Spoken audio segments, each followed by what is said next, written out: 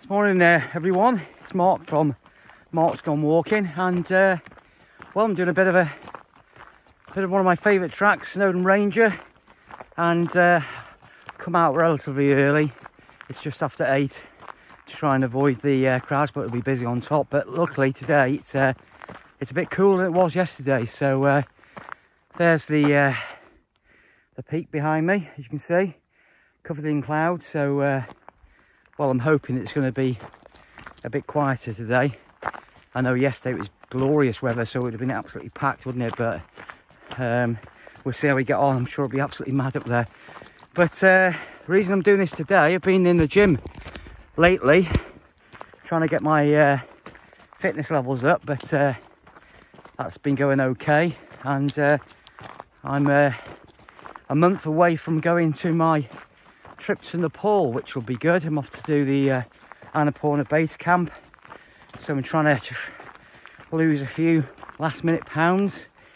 But on another video, I'll just out of interest, I'll talk you through the kit list that I've had to get and some of the things that kind of you wouldn't necessarily think about if you weren't a through day hiker, I guess you call it, wouldn't you? So the trek's 7 days in, 7 days out.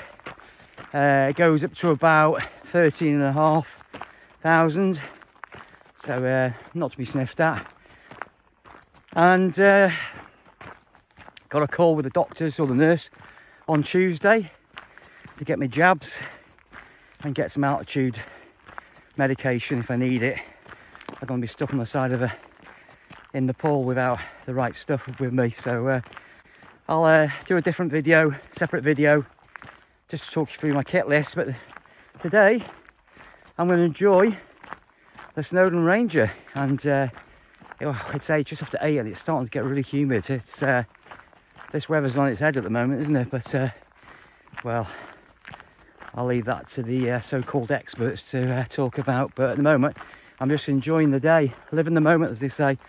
And this is actually my favourite path, because when I started doing my channel, this is the one I did a lot. And Izzy and I, there's a lake over there, we swept, Isabel and I swam in there. We did a bivvy, and then we walked to the top to the try and get a sunrise. But it was a bit of a day like this, but great memories. Really absolutely love it. Right, I'll just I'll check you back in when we're get some views. It's overcast today, so not going to be great, but it might clear up later. But just enjoying the moment. Okay, talk to you in a bit. And just while I'm walking, just thinking about this kit list for my trek. So a lot of stuff I've already got, but I think the thing that's interesting is there's quite a fluctuation of temperatures in Nepal at that time of year, and it can go from like 25, 20 in the day right down to about -2 at night. So the challenge, of course, is not taking too much stuff, because I think there's a limit of 12 kilograms on my rucksack. So you obviously get a rucksack you can fill with all your sort of kit you need for the whole duration. And you take a day pack, like I've got on me here. I've got a new OEX backpack, because I've been sort of on the look for one for a while. So I bought a couple of rucksacks, one for my main 70 litre or 65 litre, and this one here, which is 28. But I'm gonna have to really think about what trousers to take, and I've had to buy some new socks. I've already got some new boots anyway, which I've broken in a while back, and things I wouldn't typically, I don't use bladders, but I've got one of those now that goes, you know, with your mouthpiece. This is you don't want to be taking your rucksack off all the time. And things like I said, the jabs. So I've got to get, I think, a cholera, typhoid, or Hep B. One of them, I've got to chat with the nurse this week. And gaiters, they recommend putting on gaiters to stop the sort of stones getting in your boots, and to take your boots off all the time. I'm going to get some decent those gel insoles where they are, just to make my feet a lot more comfortable. And well, underwear. I was chatting to a guy in work who's done Nepal. He did about 16,000 on one of the mountains opposite Everest, and he used to talk, he did it in October. He said the weather is it's an ideal height of the hiking season, so it's going to be busy, but the reason is because the weather's so good. And sorry, I'm panting here, but it is what it is. And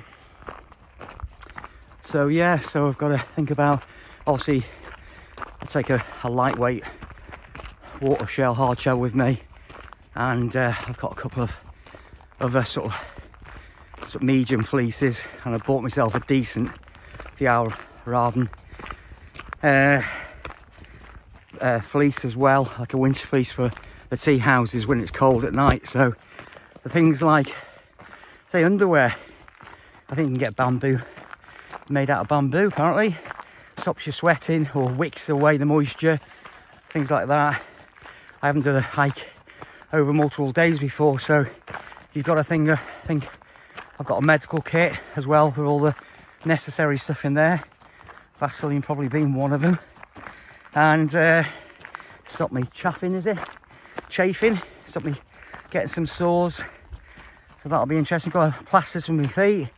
Your feet are obviously one of the priority items, but insurance, wow, that's a minefield. But so the big thing with Nepal and the operators there, you have to have repatriation.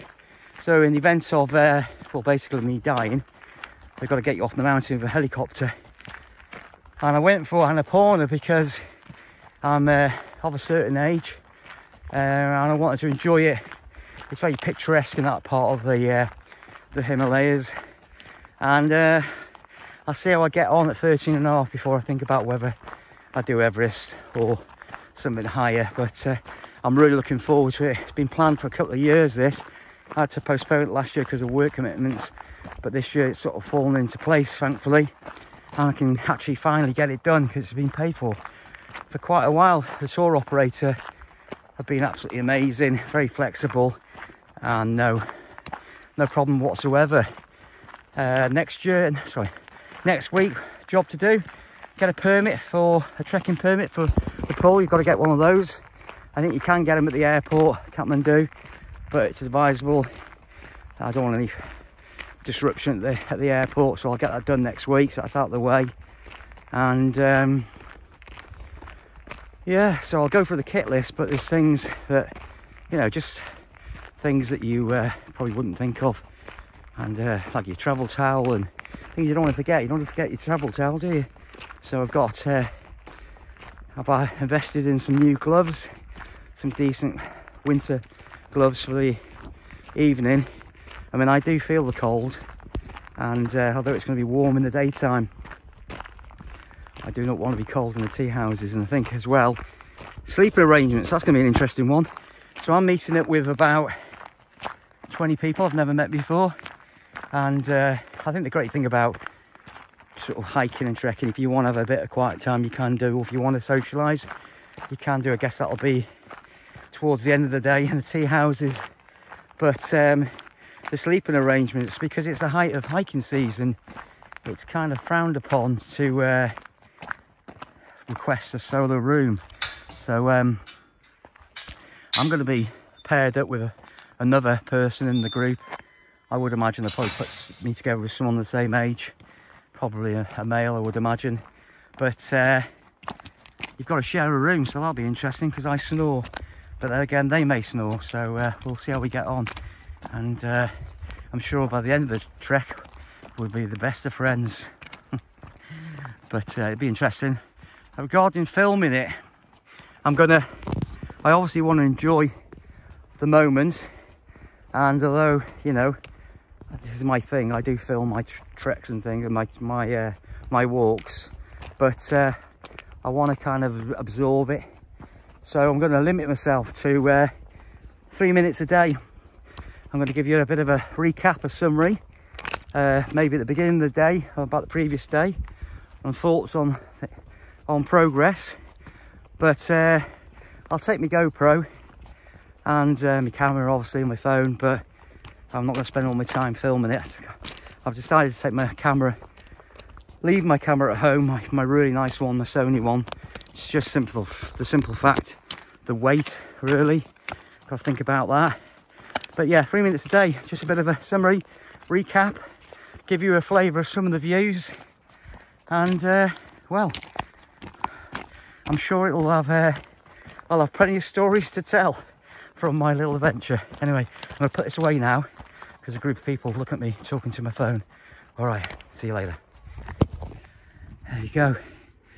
Making some elevation now, and just past a nice party of ladies, and they're asking me about the path, how many times they've done it, and just taking their time enjoying it, and a good old giggle down there and a laugh, which is nice. But you get some great views here of the sort of backside, the back end of Snowdon, and you can't see it on there, but some are wild camping up there, right on that ledge.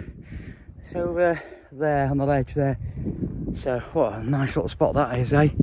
And of course today it's cooler than yesterday, so it's going to be easier, and I'll be interested to see how many people are on the top. There's been a lot of reports, isn't there, in the press about the crowding on Snowdon on the Wither, but you know, as long as people respect it, get out and enjoy it. I say it's there for everyone, isn't it? Right, I'm gonna put this away and crack on with my favourite path. Okay, so about 3/4 of the way up, making good time today because I haven't stopped to take a lot of photos for a change, and just get out this wind. Yeah, about 3/4 of the way up. Started about 10 to 8 and it's just after 9, so I'm stepping on it today. Whole purpose is I want to really push myself to get my fitness levels up as much as I can and try and lose a bit of weight. But I'll be hitting the gym again this week. Get on that cross trainer. But wow, I love mountains. I might have said that once or twice, but I'm always happiest when I'm in the mountains. I really am. I just absolutely love this landscape. It's just great. It's in my DNA maybe, but it's just fabulous. It is fabulous, it really is. And although I don't like the look of these Keb vents, you can see them there, which come right open, and well, you can see my leg. It's just they're doing the job, they're letting the air in. I always think it's quite a bizarre look on trousers. I know the Revolution race trousers got netting on, a lot of other trousers have, but for our rather than for some reason don't put it on. I think it's just basically because even when you've got netting on a vent, it can stop the whole purpose of ventilation, can't it? So you know, it's whatever you like. But yeah, just enjoying it today. But the whole, apart from those girls down there, the Snowdon Rangers are always quiet. In fact, those girls would say, well, where's the crowds? Where's the crowds? So I said, well, they would have been here yesterday because it was clear, but I bet when you get on top there'll be loads of people on that side of the mountain. The Pig, Gribgork, of course, Watkin, and the Clanberis path, they're all always really busy, aren't they? But that's why I like the Snowdon Rangers a bit more select. Right, apart from a few little friends behind me, woolly friends, there they are. I'll put this away now. Another half an hour push, we'll be on top. So, on the last push to the top, I reckon it'll be another half an hour. So, pretty on point for my usual time, about an hour and a half, hour and 40 maybe. I can see the train still running. Of course, it's September, it'll run till about October, I think. I know, I saw on the news, it hasn't been running for a couple of years, has it? Certainly, obviously for lockdown it wasn't, but even after, they were doing some work on the track, so they've reopened it. So I'm sure there'll be a few holiday makers on there, which is good to see. Keeping the economy going. It's one of the things I was talking about before, the insurance from Nepal. You have to get repatriation, i.e. They use helicopters a lot in that region to get people who are injured, or in the eventuality of death, getting your body off the mountain. So, that obviously bumps up your premium. I paid 350 quid, I think, at least for mine, and with that you've still got to find 1500 quid as an excess to pay towards the cost of the helicopter in the eventuality. But if you don't get that type of cover, talking to the girl from the tour operator, you can be landed with or your family can, your bereaved family can be landed with a £15,000 helicopter bill before they'll even think of getting you off the mountain. So for those of you who are going to do it, invest wisely in your insurance, because you never know, do you? Everything we do, these types of things are always there's a risk associated with it. But you know, if you didn't take risks in life, you'd never see all these beautiful things, would you? You'd stay at home and think about it. But there you go, that's insurance policies from Nepal, something to think about. But when I pack my bag, I'll get my kit list and I'll run you through it. For those of you who might find it useful. But it's a minefield. It's like, what do you take, what don't you take, the weight implications. So lots to think about. But right at the moment I'm thinking about those nice sandwiches I made before and having them up there.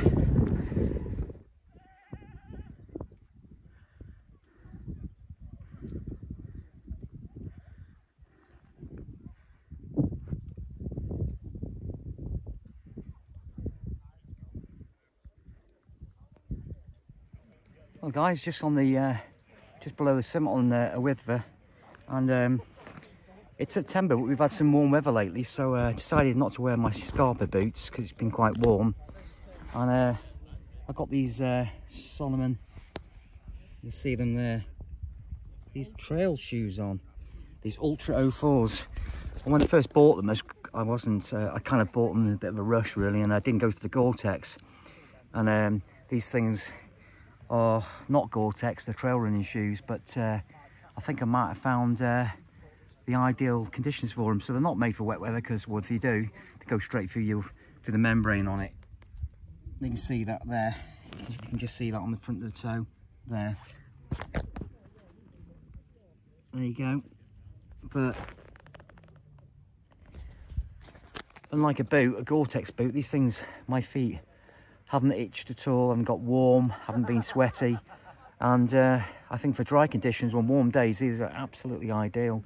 So they're just as supportive as a normal sort of approach shoe, but they're absolutely great. And of course, being a trail running shoe, they're really light, so yeah, I absolutely love them. So dry days, they're ideal I suppose, and you know, it's for warm days, the wet weather, they're just gonna let in the water, but they'll soon evaporate out and they dry out. So I kind of I was a bit bemused when I first bought them really, because I walked across a flat wet field and got my feet were soaking straight away, but they're not built for that. So they're built for trail running and being in heat, but I really rate them, and they're light, comfortable, supportive. So yeah, really good, living up to its name, a Solomon really. So that's what you pay for, don't you?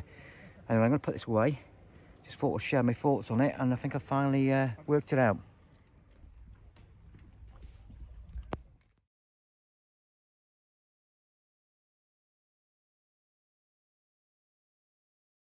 Well, on my way back down now, made good time. I was up, started just after 8, and I was on the summit for 9:40, which is pretty good going, because I didn't hang around, pushed up, pushed on, and well, I didn't take much video footage or pictures today. Just cracked on and got on with it, and that's the purpose really, just to try and get my cardio workout done. And like I say, I'm going to hit the gym in the next 4 weeks. Just try and get my fitness levels slightly better than they are now. But yeah, so I'll leave you with this view. The sun is coming out, it's getting a bit warm now, I can tell you. This Montaigne top is coming in handy, that my good friend Dave bought for me for my birthday, so thanks Dave. In my favourite colour, orange and green, can't beat it. But there you go, I'll leave you here. I'll see you all very soon. If you've enjoyed this video, don't forget to give it a thumbs up and a like. And if you really enjoy my videos, and the things that I do. I've got some kit reviews coming up. I bought some new kit from my trip in Nepal. And if you like that sort of thing, don't forget to subscribe. Anyway, till the next time, take care and all the very best.